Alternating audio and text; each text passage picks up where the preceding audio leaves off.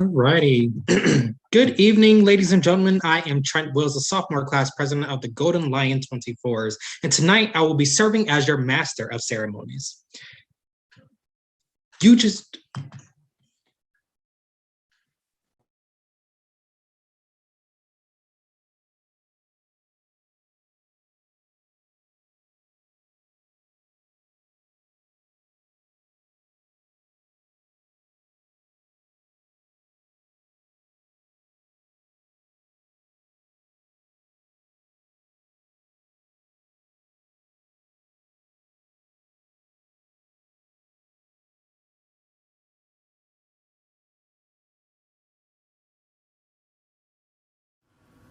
Lift every voice and sing till earth and heaven ring.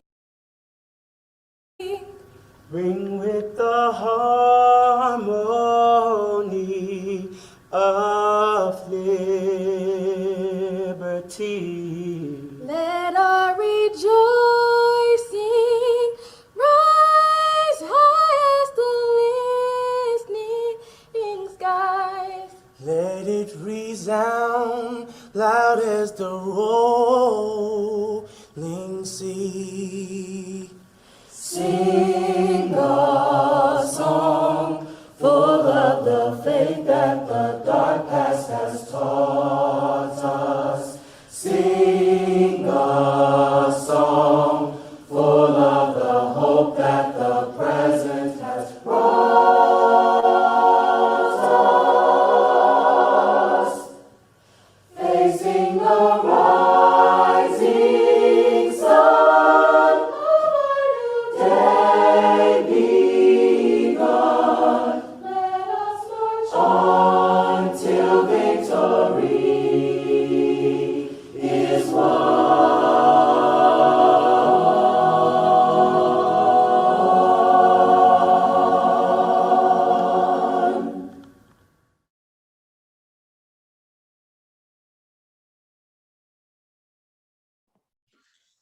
good evening and welcome, ladies and gentlemen. I am Trent Wills, the sophomore class president of the Golden Lion 24s, and tonight I will be serving as your master of ceremonies. You have just heard the voices of the Vesper Choir under the direction of Jerome Lydell, music director, sing the Black National Anthem. This event is sponsored by the illustrious University of Arkansas Pine Bluff. Joining us on a panel tonight, we have special guest, Mr. Devon Franklin, sharing what it's like living in today's truth. We celebrate Black history and the many giants throughout time so that we can continue to highlight the many stepping stones and traditions of our people. Although history never goes away, we choose this month to highlight our story. Ladies and gentlemen, at the end of the presentation, depending on time, we have a Q&A section. For today's event, please feel free to ask questions. At this time, I would like to give the floor to our outstanding Chancellor, the one and only Dr. Lawrence B. Alexander. Take it away, Chancellor. Thank you, Trent. Good evening and welcome to our annual Black History Month celebration at the University of Arkansas at Pine Bluff. As we're still navigating through this new norm due to the COVID-19 pandemic, we have come quite acquainted with the Zoom, and we're able to have programs such as this in a virtual setting. Therefore, we appreciate all of our students, our faculty, our staff, our alumni and friends who are tuning in to join us today to support our Black History Month celebration. To help us celebrate this year, we are pleased and delighted to have the dynamic producer, author, and motivational speaker, the one and only Devon Franklin. We appreciate you, Devon, for taking time to join us this evening to share your words of wisdom, and we look forward to you delivering a powerful message on today. As a historically Black university filled with a rich history going back nearly 150 years, it is important that we pay tribute and give honor to those who have sacrificed their lives, paved the way, and had the courage to make valuable contributions to our university, community, our state, and our nation. We must recognize our past and become knowledgeable of where we've been to understand the path we are on while moving towards a better future. Dr. Martin Luther King Jr. and other greats often said that African Americans must assert a sense of their own self-worth. Well, Black History Month reminds us all that the story of African Americans add up to just that, a truly majestic sense of worth. At this time, we celebrate the achievements of African Americans in every field, from the science and the arts to politics and religion. Black History Month connects us with one another, and it offers all Americans an occasion and opportunity to gain a fuller perspective of the contributions of African Americans to our nation. So let us appreciate this opportunity and build on it. Again, we appreciate you all for attending this delightful occasion, and we hope you enjoyed this program. Thank you. Thank you so much, Chancellor, for the heartfelt welcome and encouraging words. We will move right along and hear from our Student Government Association President, Mr. Leon Jones III, as he introduces our great speaker for tonight. Once he's finished, please welcome Mr. Devon Franklin with open arms as he tells us what it's like living in today's truth.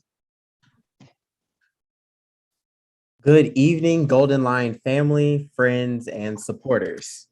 I am Leon Jones III, the 100th SGA president here at the University of Arkansas at Pine Bluff, the flagship of the Delta.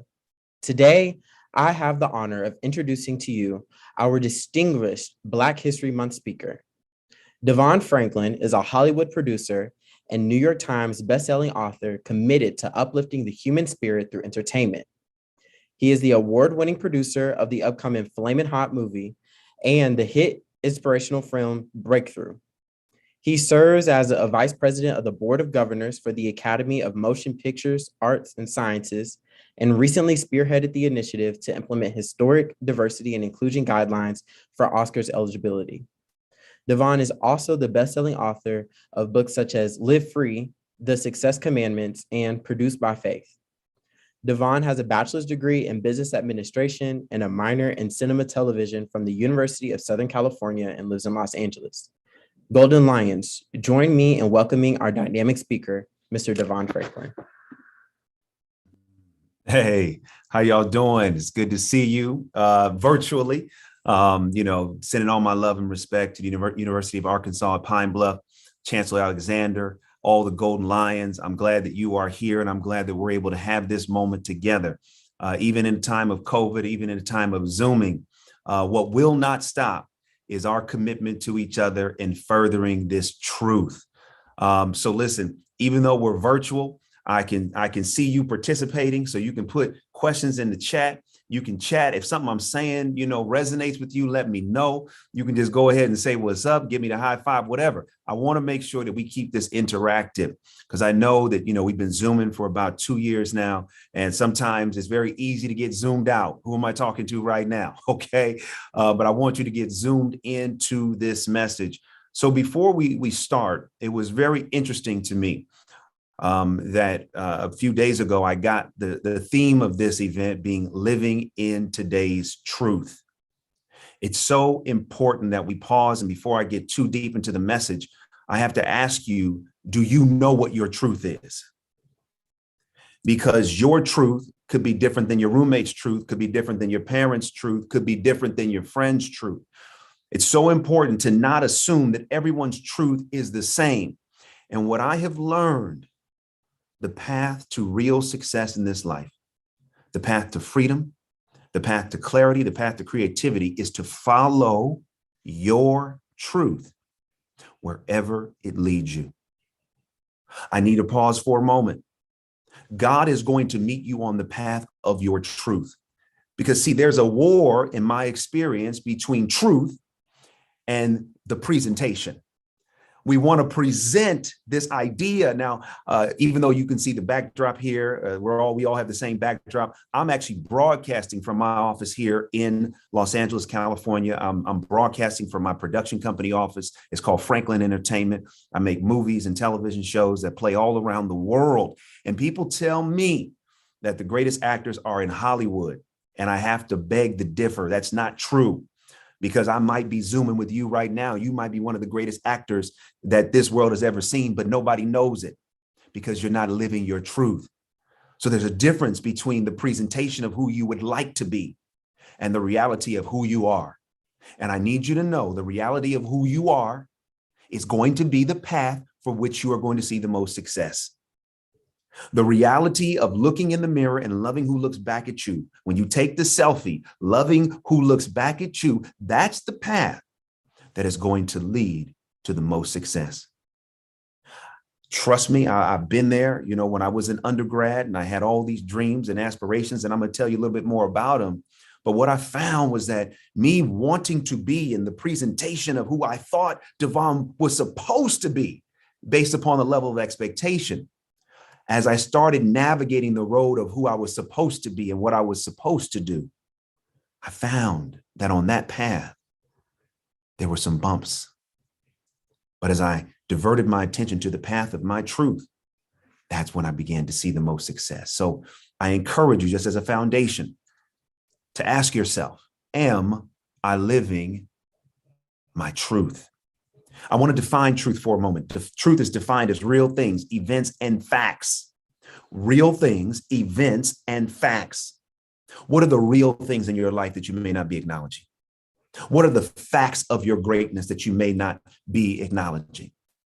What are the events that have led you here? And what are the events that you want to take you wherever it is you believe that you should be? Truth has to be the foundation of how you go from where you are to where you believe you're supposed to be. Now, I have to pause because as we get into this truth, I am going to be telling you the truth as I see it. Now, this truth might be disruptive to you. I'm just going to be honest with you. Some of you may have to change your major. Some of you might be Zooming this right now with somebody you date. You may have to stop dating them because you're going to realize after this message, you're not in truth. Right? So I'm here to bring as much truth as I can because I care about you. And I don't want you to leave this Zoom the same way that you have come in. Truth, your truth, will sometimes put you at odds of the very people that say they care the most about you. But I want to get into this because it's not about living based upon how others tell you to live. It's about you living according to what you feel and you know how you should live based upon who you are. I see you, Mariah. I see you with the thumbs up. Yes, come on, keep them coming. The last thing I would want you to do is to get to the end of your life and realize two things. One, you never lived. And two, you lived somebody else's life because you did not have the courage to live your truth. Living in today's truth is going to require courage. It's going to require being crazy. Okay. I'm talking to somebody. I see you, Mayana. I see you, Sister Bailey. It's going to require, you got to be crazy, right? Because when you live in your truth, and if your truth is different than what other people's truth is for you, I see you, Markel, it's going to put you at odds with some of the people that say they love you the most. It's fascinating to me that people love you as long as you're performing the way they want you to perform. But what if your truth causes you to go in a different direction that other people didn't think you're supposed to go? You're going to realize real fast who's really for you and who's potentially against you. But I don't want you to be afraid. I see you, Caitlin. I don't want you to be afraid. I'm saying this because I want you to be propelled to live in your truth because that is going to be the path of your power. So I have a few questions I need to ask you. I know we're going to do some Q&A in about 20 minutes or so, and I'm going to be mindful of time because y'all, when I get going, I can go. So I'm going to be mindful, Chancellor. You know what I mean? Trent and President Jones, I'll just keep me honest here. I'm going to be real honest, okay, with my time. But I have a couple questions I want to ask you. Is this the life of your conscious choosing? Are you at this university because you chose it? Are you in the major because you chose it? Or are you living a life that you thought you were supposed to live based upon your background, your family, your church, your friends, And if this is not the life of your conscious choosing, I want to challenge you to find out what would be the life of your choosing. Number two, are you living the life expected of you or the life that aligns with your truth? The two can be different. I'll give you a quick personal story. I'm from Oakland, California, from the Bay Area, home of the Golden State Warriors. And I know, y'all may not be Warriors fans. That's all right, because I know the history. But, being from Oakland, I grew up in the church.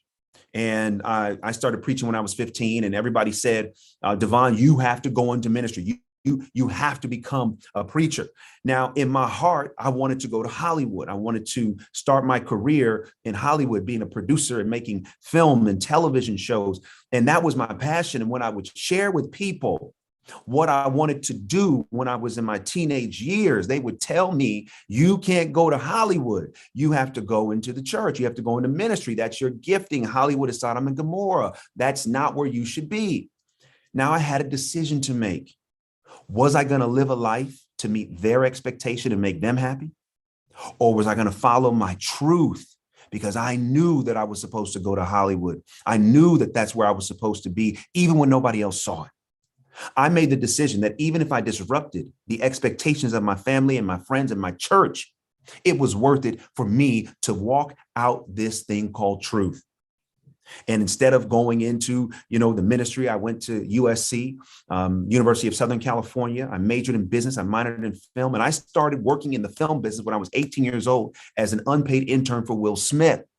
Now, along the way, I did incorporate ministry as God opened up doors, and I'll share a little bit about that. But fundamentally, I had to make a choice about which direction I was going to go in.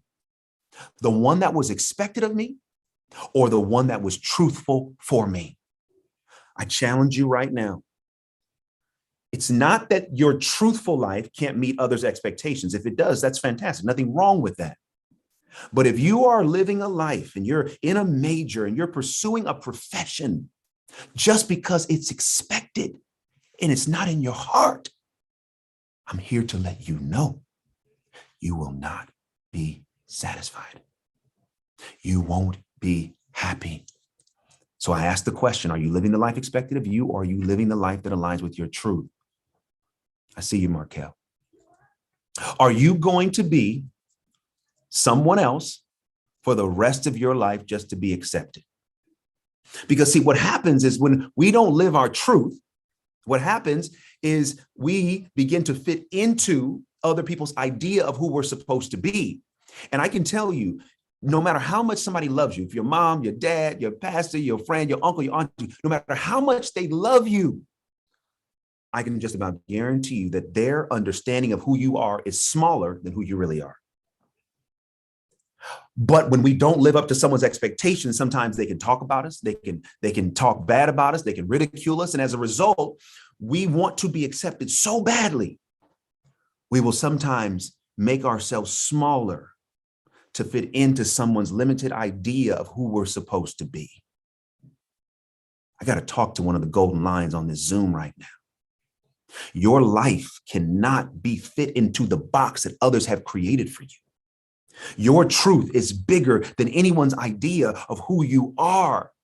Do not allow how someone sees you to become how you see yourself. Your vision of yourself and who you are and your path of your truth is far bigger and greater, more creative and more successful than someone's limited idea of who you can be.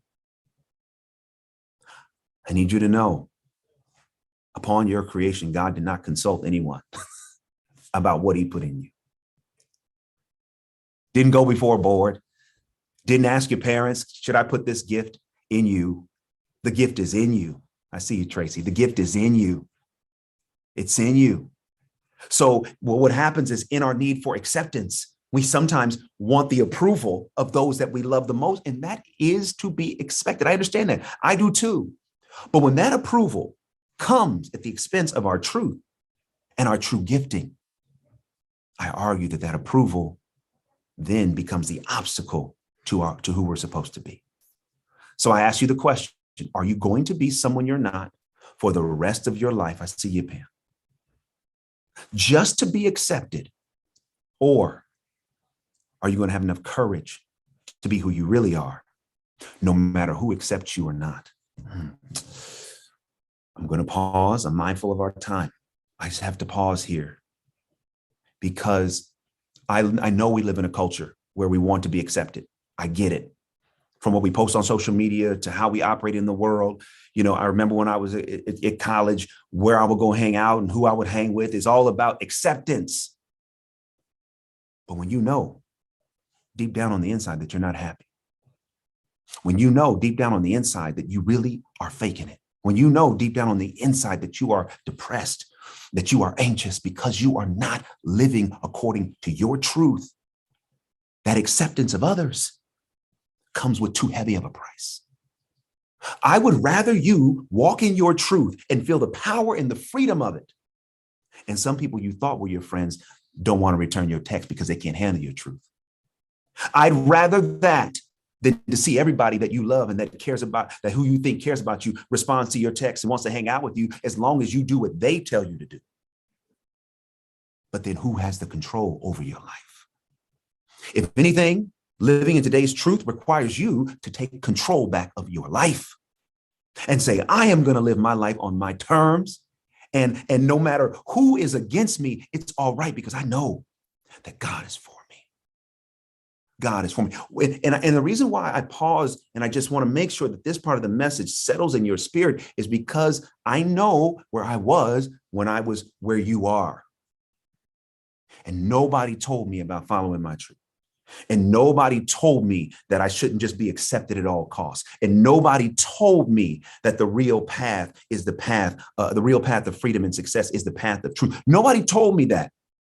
And as successful as I have been and as things have worked out, there have been a lot of things I could have avoided if I understood what I'm trying to impart to you now.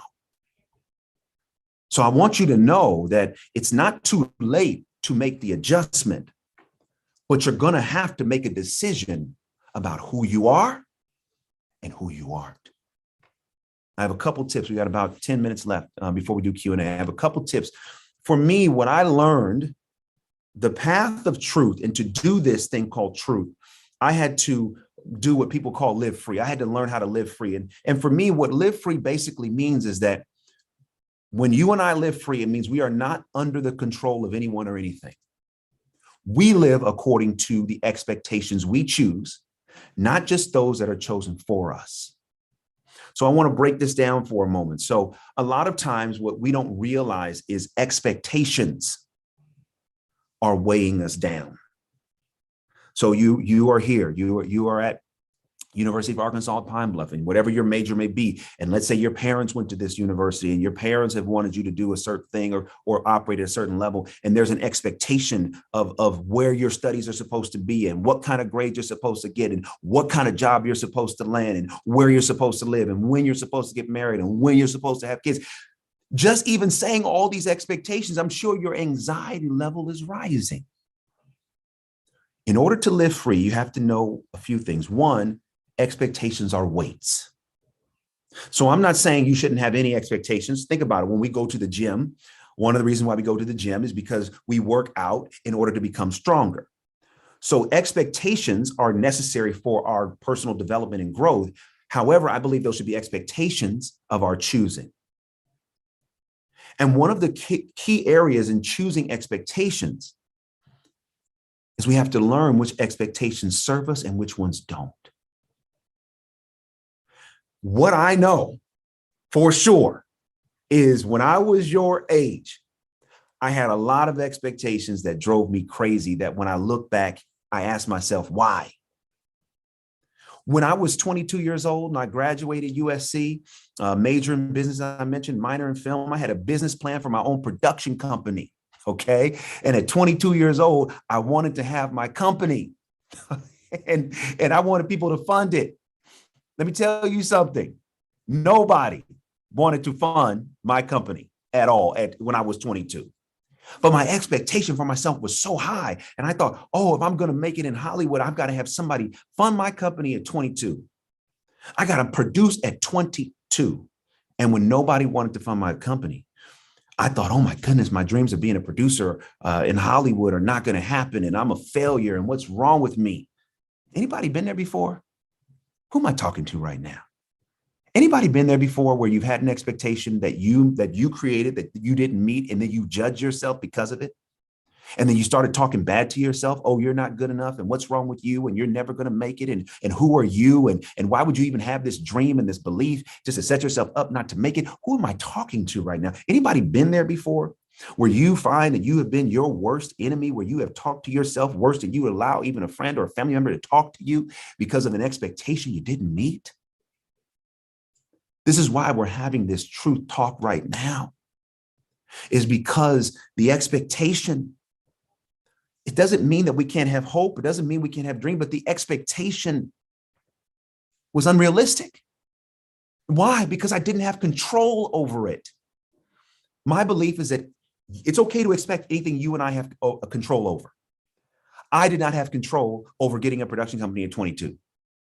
So I had to release that expectation. Now, let me tell you what happened, though, real quick. At 22, instead of after I got off my depression and my anxiety of like, oh my goodness, I'm not going to be successful, I was offered a job. What was the job? The job was to be an assistant to the producing partner of Will Smith. So I started as an assistant. An assistant in Hollywood is someone who answers phones and does the schedule, and basically is the support staff for the principals of the company. And so it wasn't a producer's chair, but it was the job that I was offered. And at first I was like, oh no, this is not good. What I came to find out, I thank God that I didn't not get the production company at 22. Do you know why? Because I would have squandered it. I would have lost it. Why? Because I wasn't ready.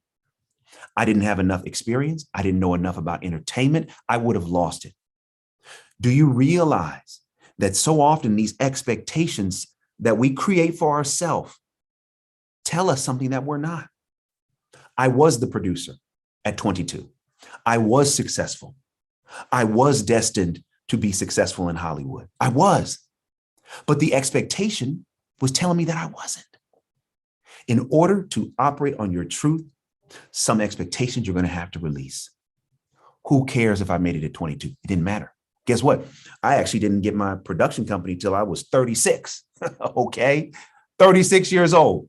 Of showing up every single day, working in this business, going from assistant for a couple years to a junior executive to being an executive for Columbia Pictures for 10 years, and then finally stepping out and starting my company. I've had my company for now about 5 to 6 years, finally. But from the age of 18, when I started in Hollywood, to the age of 36, that's how long it took for the truth of me being a producer to manifest.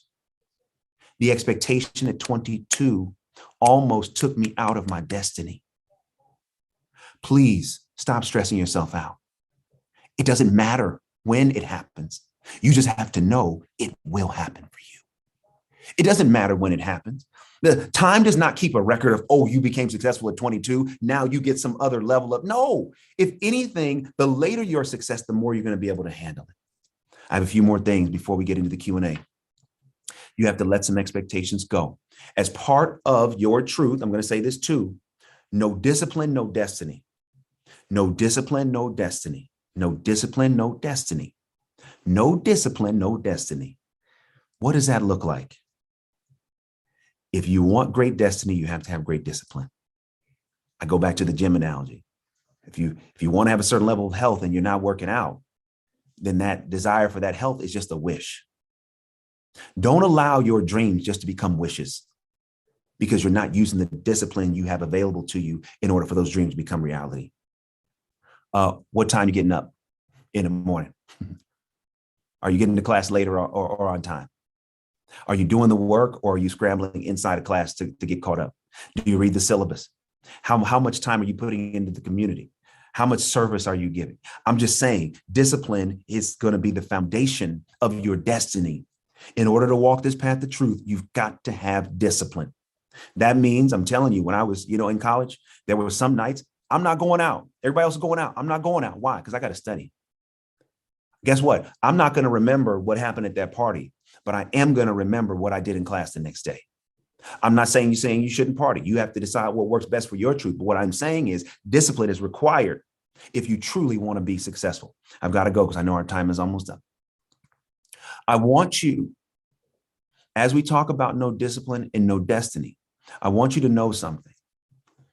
As you walk this path of truth, and I know we live in a world of social media and TikTok and Instagram and Facebook and Twitter and all the platforms. And I know we have this whole thing of do it for the culture. No, you got to do it for yourself. I'm going to repeat, because sometimes doing it for the culture means you do what the culture tells you to do. No, you walk in your truth. And if it works for the truth, your truth, I guarantee you it's going to have a positive impact in the culture. When you look at some of the greats that have we applaud and that we revere during Black History Month, they followed their truth. And as a result, the culture got better. If Martin Luther King Jr. did what the culture wanted him to do, we would never have the freedoms we have now, because he would have never done what he did in order to make sure we have those freedoms. Because there were a lot of people in the culture that had a different point of view about how he should go about doing what he was doing, but he operated based upon what his truth was. And as a result, the culture benefited.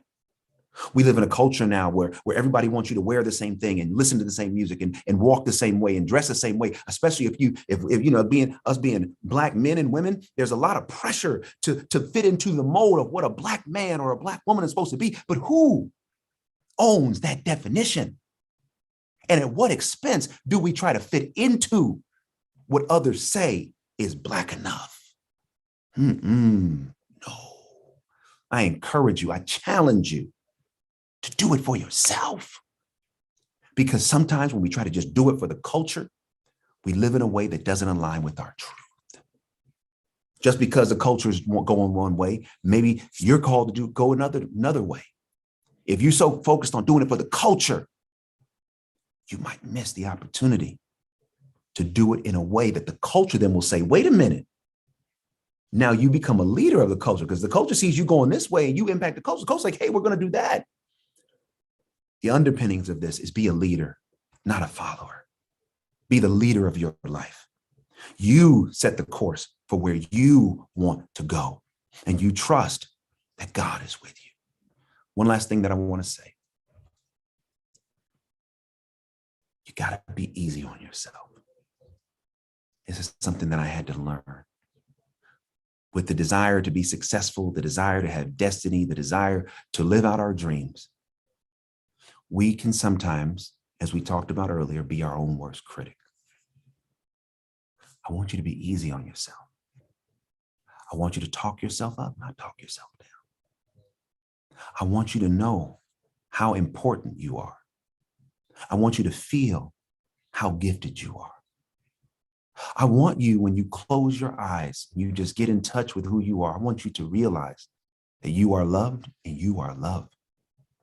I want you to realize that so often all the stress of the world is just taking you out of the certainty of the power of who you are. We all fall short. We all make mistakes. And most of the time, we learn the most from things that didn't go according to our plan than we do from the things that did. As you make the decision to walk in today's truth, I pray you would do it being easier on yourself. Give grace to yourself. Some days will be better than others. Some moments you'll be stronger than others.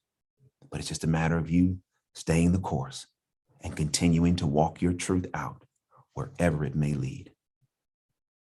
So often when we talk about success, we talk about what we achieve in the world, and that's important.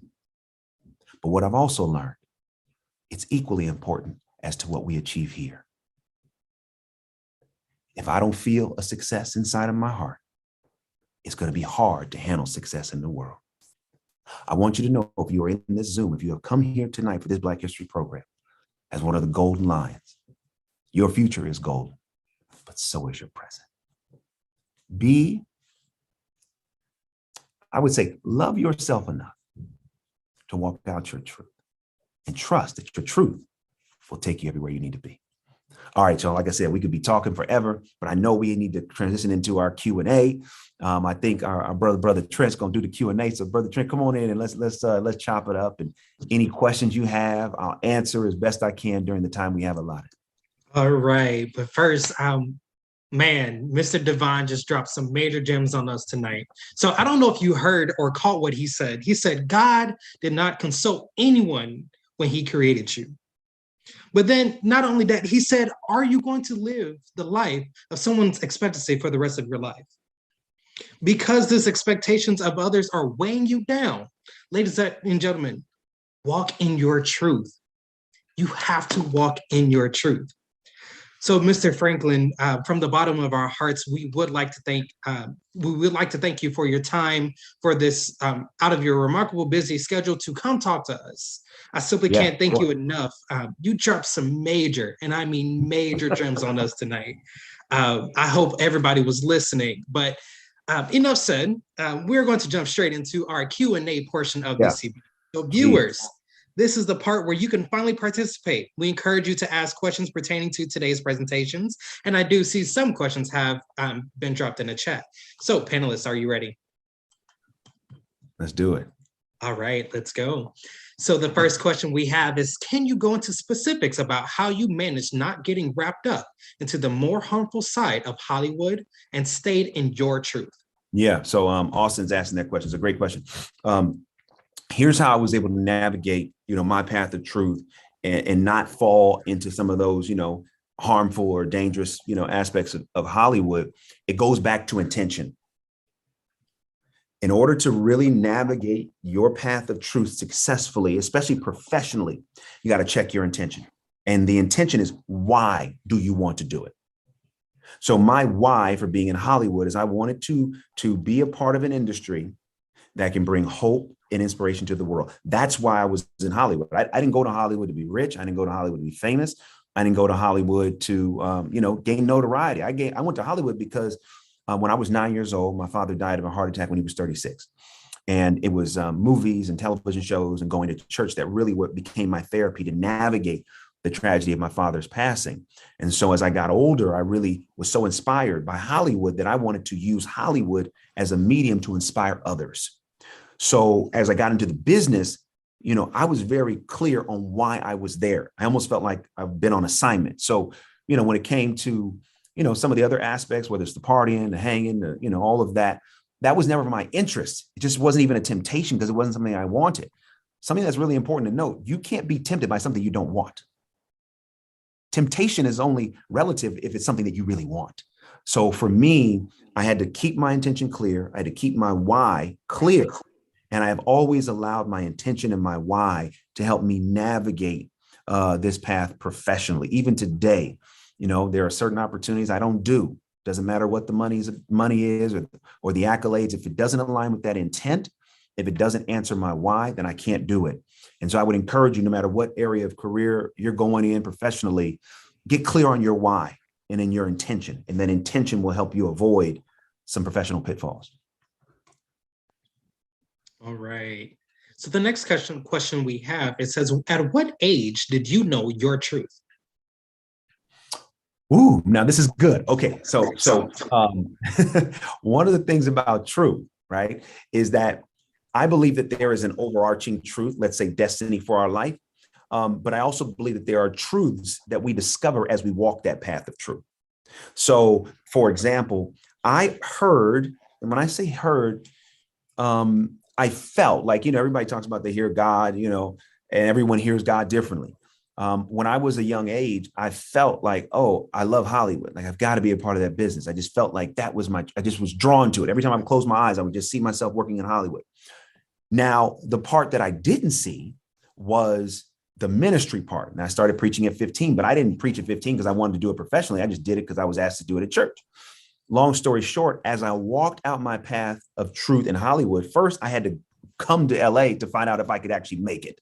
So I got the internship and got the assistant job after 4 years of interning and, started to really try to put in some work and got a lot of feedback from a lot of the people in the industry at the time that said, oh, Devon, you really have the success to do it. It wasn't until I was, in my 20s, mid 20s when I thought I had to choose between my different truths, which is to be in Hollywood and to also have a gift, for ministry and preaching. But as I started to navigate that path of truth in Hollywood, it was almost like God was saying, you don't have to deny any of your truths to walk this path. So I started to embrace the truth of ministry and the truth of faith. And as I did that, doors in Hollywood began to open even wider for me. So I share that to say, I got the initial truth about my professional path early. But as I've stayed on that path, I get new revelations of truth about who I am and what I'm supposed to do. So this is why truth is so powerful. It's not a static thing. It's living, it's breathing, it's growing. So your truth today could be different tomorrow. But the key to get tomorrow's truth is to do today's truth, if that makes sense. Right. So we have a next question on the floor. It says, living in one's truth can be scary. Just like your own experiences, stepping out on truth and truth alone can lead to bloated expectations. How can you balance their truth while navigating a world that sanctions that behavior? Aha. Okay. All right. Let me try to unpack this with Stephen here. Okay. So just like your own experiences, stepping out on truth and truth alone can lead to bloated expectations. Okay. So part of the path of truth and part of the path of way to manage expectations. One, I believe that you and I should only expect what's in our control or what's been communicated. So let me take a moment to just unpack that for a moment. So I go back to when I was 22 years old and I wanted my own production company. And I had this expectation that if I didn't get it, there was something wrong with me.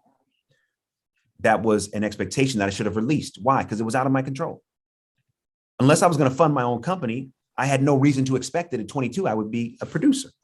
So part of this path of truth, which can be scary, you're absolutely right. But the more you walk in it, the stronger you're going to get. Part of this path of truth is to release any expectations that are out of your control. And I know that can be hard. There's nothing wrong with having hope. Hey, I hope by the age of 22, I have this or this type of money. Cool. But then once it's an expectation and then you demonize yourself because you don't meet it, that's an unhealthy expectation that I would encourage you to release. The other part of expectations, if it involves someone else, becomes communication. So if you're dealing with, let's say you take a job and you want to get promoted by a certain time, you got to communicate if that's an expectation that you can even have. Instead of just going into it saying, ooh, you know what, I'm going to get promoted in a year. How do you know? When I was 30 years old and I was working for Sony Pictures Entertainment and making movies, I wanted to be vice president of production at 30. I wasn't. I was so mad and frustrated on my 30th birthday. I couldn't even enjoy it because I didn't have this title. Later on that year, I got the title finally. My life didn't change. Everything was the same. And I said, why did I lose my 30th birthday over an expectation? All I did was communicate with my boss. Hey, is this a promotion that I can expect? And they would have said, yeah, Devon, you're doing great. We just can't do it right now, but trust us, you're going to be happy. Enjoy your birthday, right? So I would encourage you, as you're walking this path, it's scary. It's scary. It can be, but it's also powerful. It's also beautiful. And you got to manage those expectations and release the ones you don't need. Right. So the next question says, how did you gain self-control? Ooh, self-control.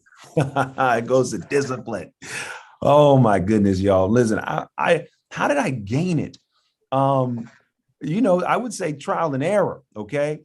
Like what I have realized is that in order for me to have had more success in life, I had to get control first of myself. Right. And control doesn't mean unhealthy, like restricting yourself in an unhealthy way. Right. Control means I am going to live the way that I want to live, for that works for my health and well-being. So how I got that control was really looking at how I didn't want to live. And how I didn't want to live was motivator enough for me to get the control I needed so I could live how I really wanted to live. It's really important. So I go back to, again, when I was in college, sometimes, it doesn't mean I wouldn't go out and party. I would, but I wasn't a partier. Why? Because from what I saw of my roommates that were partiers, they didn't have the energy consistently to get up and do what they wanted to do. A lot of times they were rushing to class. They weren't really involved in campus. And see, for me, when I was in college, I had a work study job. I did my internship. I was taking a full class load, and I was involved on campus because that's what I wanted for my life. So, the self-control came because of what I wanted. And I said, what I want it so badly, I'm willing to use the discipline required to get it. So on some level, it was kind of selfish, right? Like that's how I learned it, because I didn't want another type of life. I wanted this life.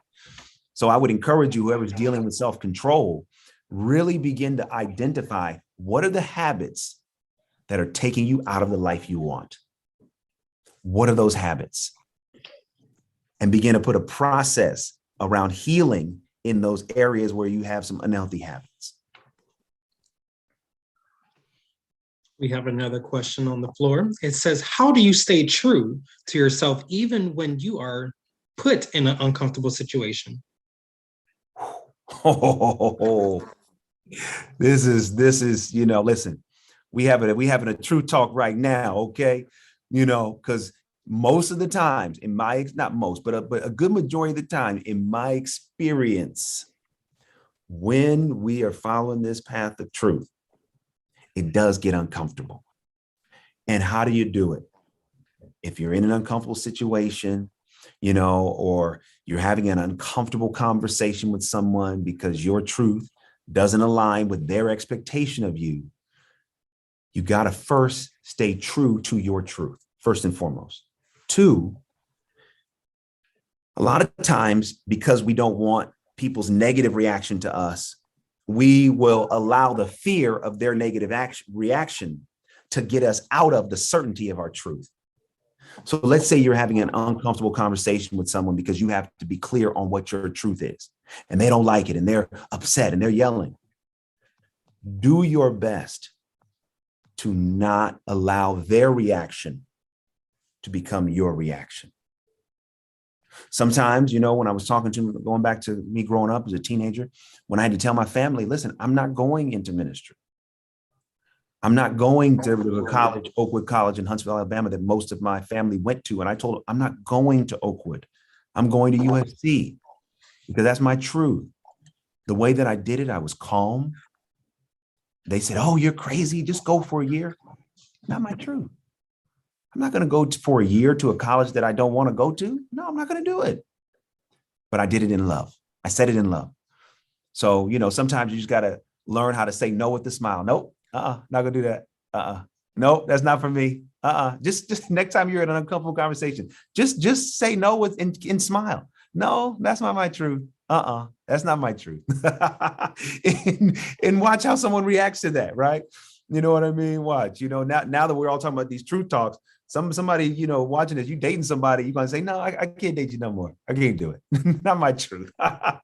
That's the way you do it. When it gets uncomfortable, just learn how to smile, stay true to your truth. And I promise you that that's an anchor that will help you navigate no matter what waters you go through.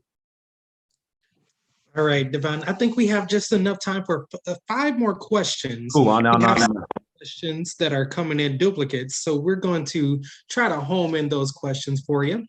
And so we have another question, and it says, how did you set yourself apart from others who wanted the same job as you? The way that I set myself apart was through some of the tips and tools where we've been talking about during our time tonight. One, discipline. Excellence. So let me unpack those real quick. When I say discipline, the same discipline I had as a person is the same discipline that would show up when I went to work. So when I was an intern working for Will Smith's company, and at the time, they were doing, Will was doing Ali and the second Men in Black, and I was with him through a lot of different films. And so that discipline meant I wouldn't show up on time. I would show up early. That discipline meant I wouldn't just do what was asked of me. I would go above and beyond. It's not enough just to meet in, what someone needs you to do in a job sense. You have to exceed that. So for me, the way that I went about setting myself apart was just through my work ethic. That discipline was critical. You didn't have to ask me to do something twice. I did it. And then now I really got to, if you really want to have a truth talk, what I see in this generation, man, I see a lot of complacency and a lot of like, oh, be here on time. And that's a suggestion. If you really want to set yourself apart, get there early. Know what the job requires and go above and beyond. The other part was excellence. Excellence should not be determined based upon who you work for and if you like them.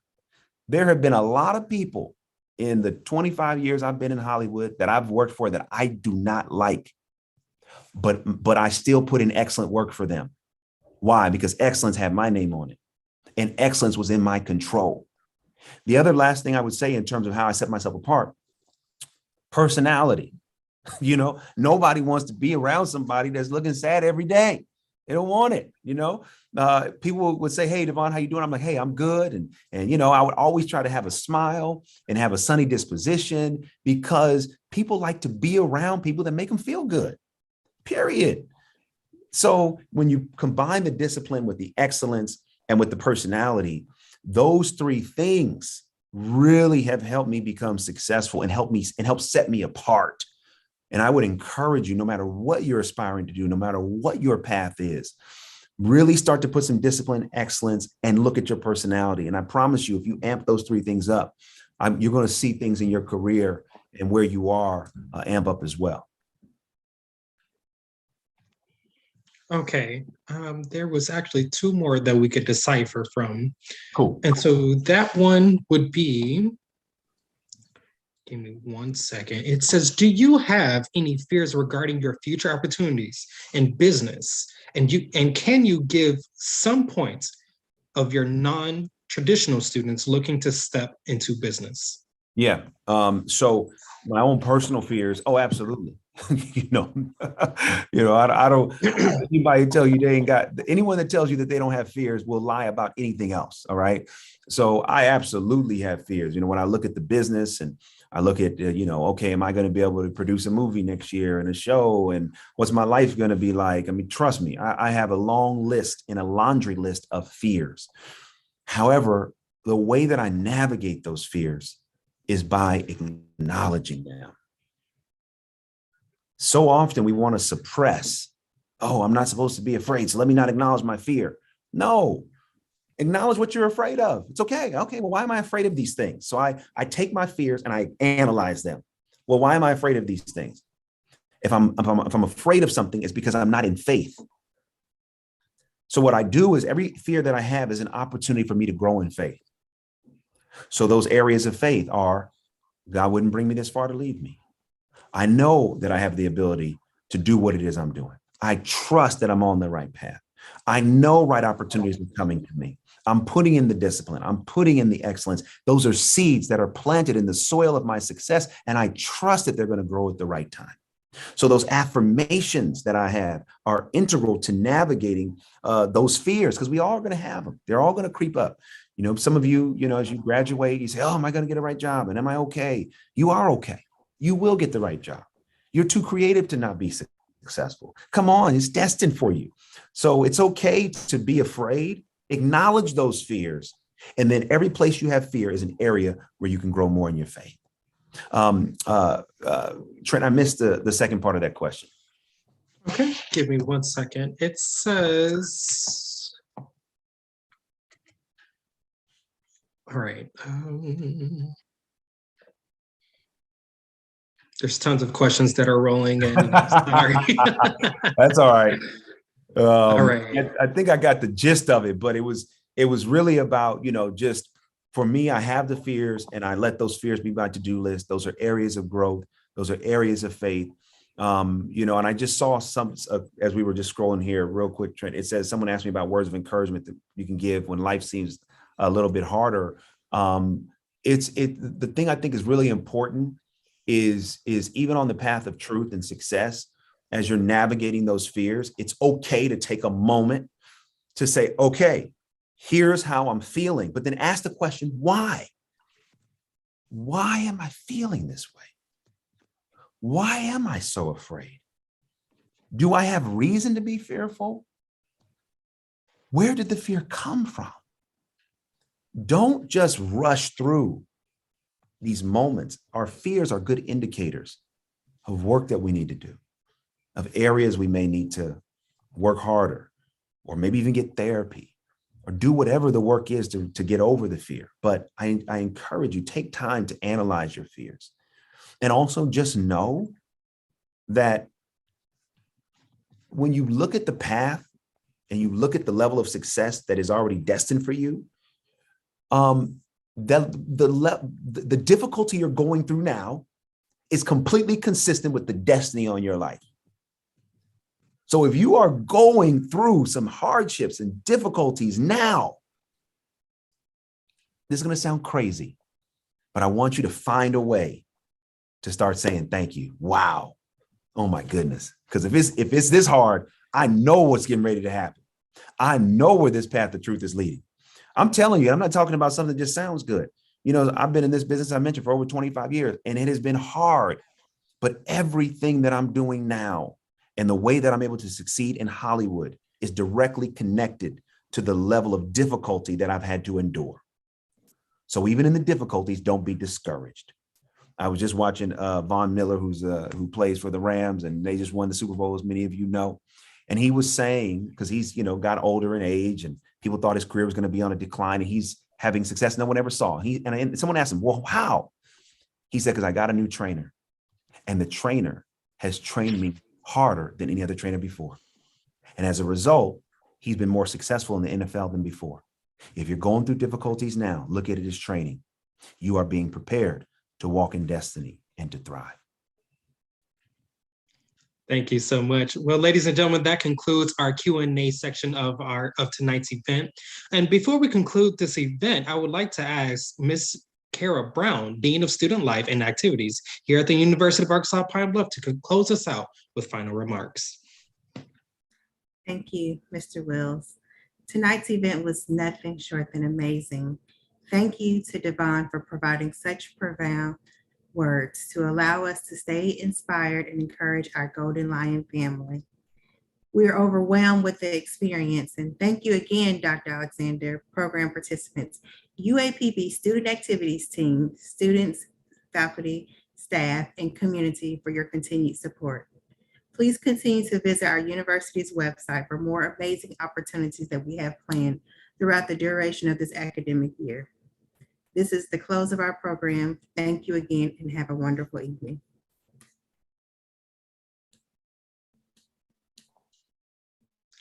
Thank you so much, everyone. And thank you. This is the end. This concludes our Black History Month event.